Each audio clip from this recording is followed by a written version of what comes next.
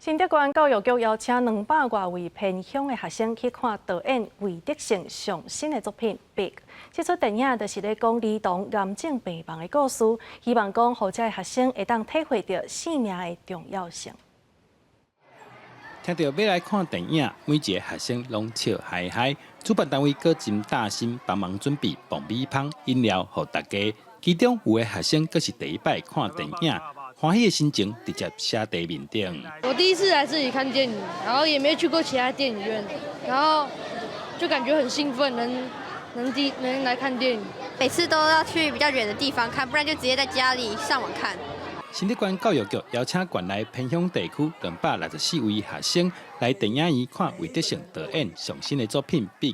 故事是咧讲来自6个无共社会背景的家庭，在儿童癌症病房的故事。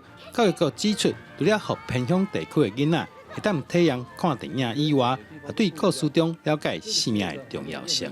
透过电影，除了诉说电影中间非常有爱的感受力的一部电影，那在魏德胜导演的这一个指导之下呢，其实看见整部电影当中从不同的角度去看到社会更真实的一些经历。相信他们看完电影之后，对生命会有不一样的看法。那也希望他们可以借由这个电影看完之后，可以更有同理心，然后去看待不一样的孩子们。